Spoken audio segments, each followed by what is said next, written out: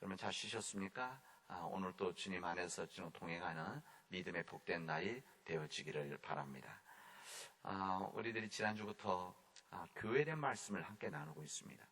주님의 몸된 교회, 하나님께서 우리에게 은혜로 허락해 주신 우리 교회가 어떤 믿음의 길을 걸어가고, 또 우리 교회가 어떤 삶을 살아가며, 또는 우리 교회가 어떤 하나님께 헌신을 통해서 주님의 몸된 교회를 이루어갈 것인가, 우리 주님의 몸된 교회를 어떻게 우리들이 믿음 안에서 섬김을 통해서 우리들께 만들어 갈 것인가라고 하는 우리 믿음에 대한 말씀들을 함께 나누고 있습니다. 그 가운데 오늘 주신 말씀은 주님께서 산상수훈에 있는 말씀입니다. 주님께서 복음에 대한, 예수님의 말씀에 대한, 우리 복음서 전체가 다 말씀이지만 그래도 이 복음의 이 핵심 부분이 마태복음 5장, 6장, 7장에 나와 있습니다.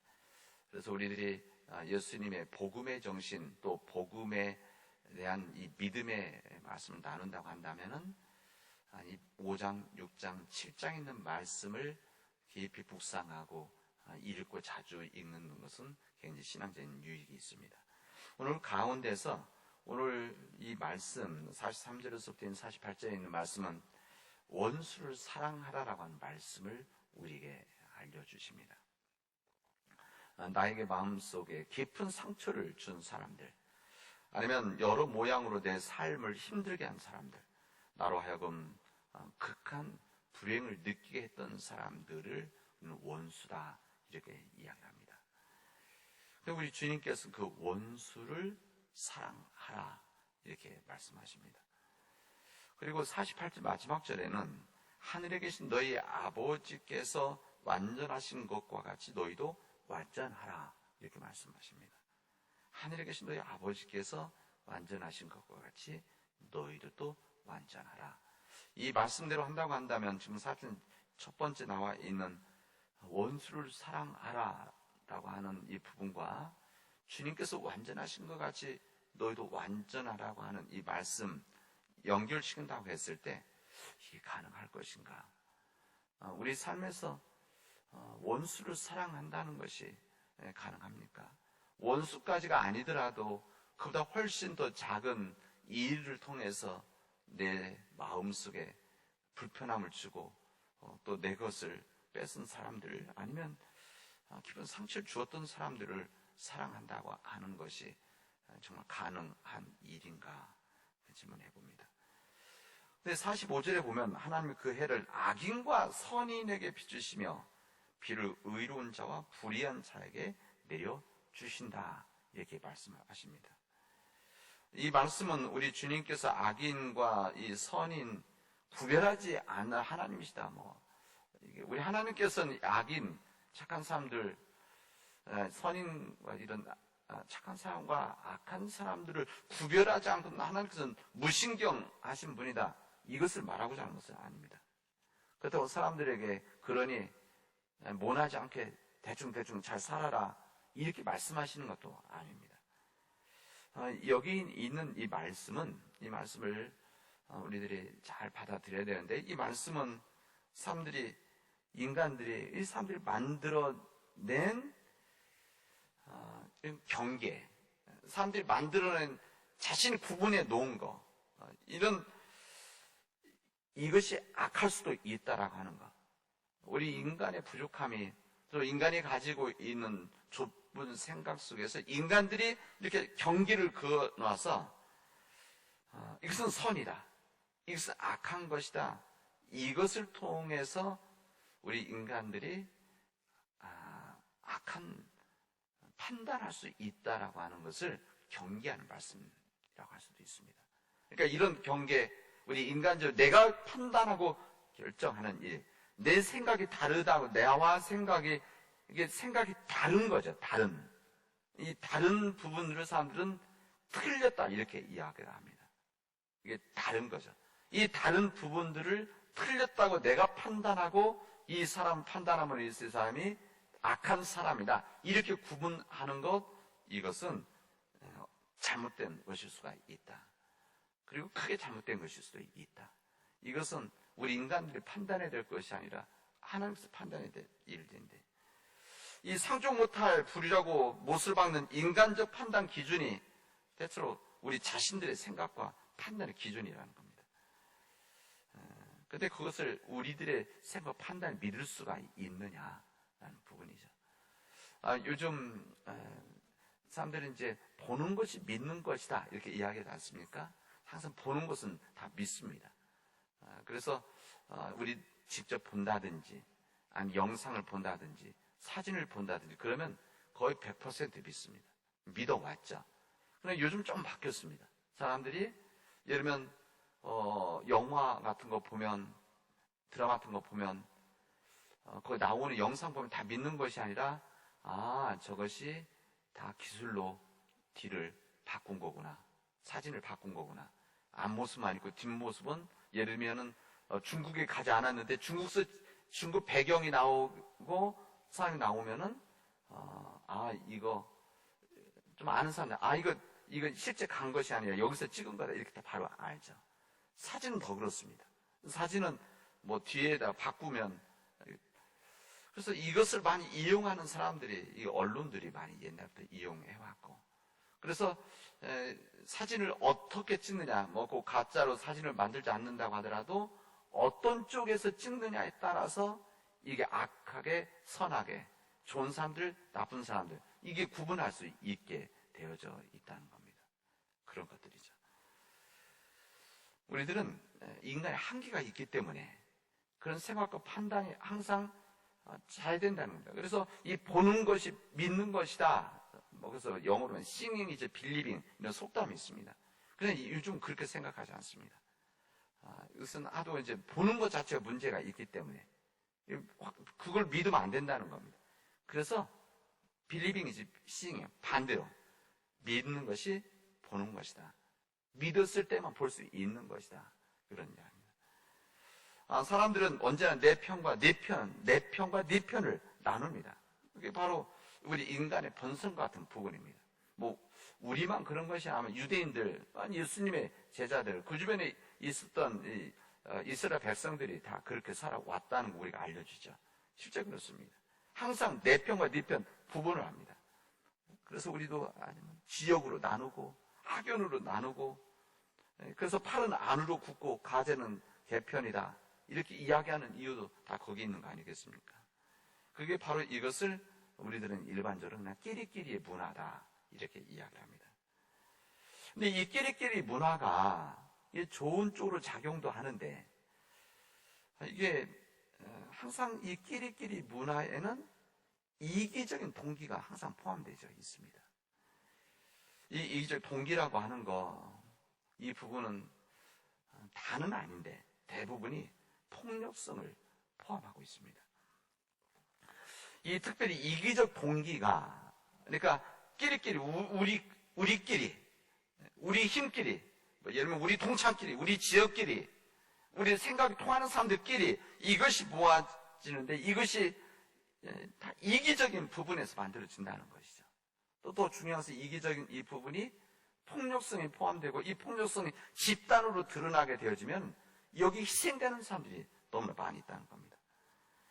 이 폭력성이 강한 위력을 발휘하게 됩니다. 이 무선 힘을 발휘해서 여기에 포함되지 않는 사람들을 희생시키려고 하는 이 인간의 이기성이 이 안에 담겨져 있다는 겁니다. 때로는 그런 일 때문에 사람들 가운데는 거기에 희생당해서 생명을 포기하려고 하는 사람들, 실제 포기한 사람들이 많이 있습니다. 여러분, 우리 살면서 인사를 나눈다는 것, 오늘 본문에도 무난한다는 것, 인사를 나눈다는 것, 이것은 굉장히 좋은 일이죠. 이것은 항상 우리 인간의 삶 속에, 우리 서로의 삶 속에 평화가 있는지를 확인하는 하나의 형식이죠. 평안하십니까? 우리 한국식으로는 안녕하십니까? 이거 안녕이, 이게 편안한, 우리 성도 표현하는 샬롬, 평안하십니까? 그리고 또 우리 한국 사람 문화에서는 또 이 부분을 또 다르게 표현한 것이, 잘 주무셨습니까? 밤새 잘 주무셨습니까? 아니면 식사하셨습니까? 이게 뭐 식사했냐, 밥 먹었냐 물어보는 것이 아니라 사실은 잘 지내셨습니까? 이런 질문입니다. 그러나 사람들은 이런 인사를 한번 잘 생각해보세요. 이게 끼리끼리 문화 가운데서는 자기들끼리만 그렇게 인사를 하는 겁니다. 주님은 이런 우리들에게 이 끼리끼리 인사하고 무난하고 자연스럽게 생각하고 당연하다고 생각하는데, 그런 주님께서 우리에게 이렇게 이야기하십니다. 너희가 너희 형제에게만, 형제 자매들에게만 무난하면 남보다 더하는 것이 무엇이냐? 이방인들과 다를 바가 없지 않느냐? 이렇게 이야기하십니다. 그러니까 우리가 평안에 인사하는 거, 우리는 당연하게 생각되지만, 그러나 이 인사를, 평안을 묻는 인사를 끼리끼리만, 자기 편한 사람들끼리만, 뜻을 같이 하는 사람들끼리만 이렇게 인사한다는 것, 이거 주님은 지적을 하시죠. 이렇게 편안한 이것을 무난하는 것은, 이것은 남보다 더 믿지 않는 사람들이 다를 바가 무엇이냐? 이방인들과 똑같다. 이렇게 이야기합니다. 왜 그런가 하면, 그렇게 끼리끼리 인사를 하면 거기에 끼지 못한 사람들은 평안하지 않아도 된다라고 하는 그런 이기성이 우리 인간의 본성에 담겨져 있기 때문에 그렇습니다. 자신들 안에 자신이 속해 있는 공동체나 세력이 평안한지를 묻는 이 관계가 되어지면, 그 끼리끼리 있는 사람들끼리는 좋지만 이 끼리끼리 제외된 그 사람들에게는 마음 아픈 일이 일어날 수도 있는 것이다. 이렇게 알려주시는 것입니다. 옛날 광활한 식민지를 파괴했던 이 로마 사람들은 로마 평화 이렇게 얘기하지 않습니까? 이 로마의 평화라고 하는 것은 그들만의 평화입니다. 그들끼리 평안하냐, 잘 지내냐, 이것은 그들 지배했던 이 사람들만 이렇게 물어보았던 내용들이죠. 이 수많은 유대인들, 또 수많은 그 당시 때 많은 사람들을 희생시키면서 자신들의 이 성공을 구가했었던 독일 나치즘이 그런 거 아니겠습니까? 이 독일 나치즘, 자기들, 이 독일 사람들끼리만 서로 평안을 묻는 거죠. 이 평안을 묻고 나머지 사람들은 희생이 당하든지 죽든지, 이 가스실로 들어가든지, 그 전혀 관계치 않는 자기들끼리의 이 문화 속에서만 평화를 누렸던 것을 생각한다고 한다면, 오늘 이 주님의 말씀은 우리에게 우리 삶에 대한 통렬한 지적이라고 할 수가 있습니다. 거짓 평화가 이루어질 수 있다, 그런 이야기죠. 오늘 주님께서는 그런 인간의 역사와 삶에 대해서 이야기하시면서 우리가 정말 이렇게 주님 지적하시는 부분은, 혹시 이런 문화의 폭력성, 우리 삶에 대한 폭력성이 교회는 없느냐, 이 부분을 지적합니다. 우리 마태복음 전체는 교회에 대한 향한 말씀이기도 합니다. 그냥 개인에 대해, 항상 이런 말씀 나오면 그냥 개인적인 부분으로 치부를 해버리는데, 그게 아니라 이 공동체성에 대한 부분 아니겠습니까? 여기 교회, 이 교회 가운데서 우리 교회 안에 이런 끼리끼리의 문화를 통해서 혹시 끼리끼리에 들어가 있지 않는 사람들을 때로는 소외시키고 마음 아프게 하는 일들은 없는가? 이 부분을 한번 우리 자신들에게 질문해 보라고 하는 말씀입니다. 우리 안에서 편한 사람들, 또 여기서 일하는 사람들, 오랫동안 관계를 만들어 왔던 사람들에게만 평안을 묻는 일들, 오랫동안 관계를 맺어온 친한 사람들끼리만 관심을 나누는 그런 일들, 이것은 우리 주님의 정신과 맞지 않는 것이다. 당연히 가까운 사람들, 교회 공동체 안에서 가까운 사람들, 또 친하게 지낸 사람들, 함께 일하는 사람들이 평안을 묻고, 이것은 당연하기도 하지만, 그러나 이 부분이 너무 강해지면 그렇지 못한 사람들에 대한 이 평안을 우리들이 잊어버릴 수도 있고 외면해 버릴 수도 있는 것이다, 하는 이야기입니다. 여러분도 아시죠? 이게 어느 한 우리 구역이라고 하면 구역이 있다면, 이 구역이 이제 시간이 지나면서 오랫동안 친해지고 그러면 가까워지지 않습니까?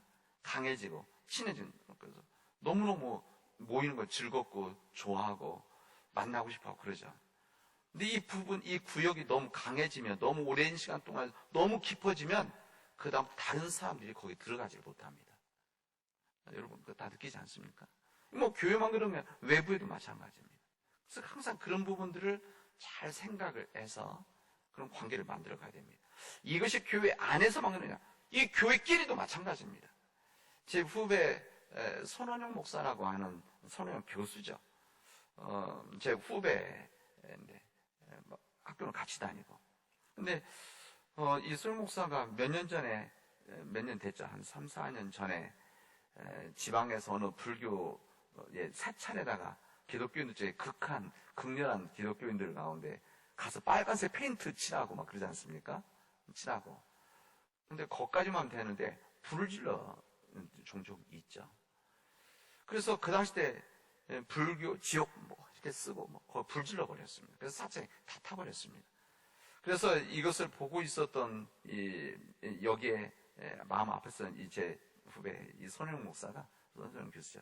기독대 교수인데 이승 기독 교수가 이것은 우리 기독교인들에게서 잘못된 일이다 이렇게 이야기하고, 우리 기독교인들이 이거에 대해서 책임감을 갖고 부끄럽고 책임을 가지고 우리 기독교인들이 기금을 모아서 우리 건축하는데, 그 불교 사찰 건축하는데 우리가 도움을 주자. 그래서 기금을 모았습니다.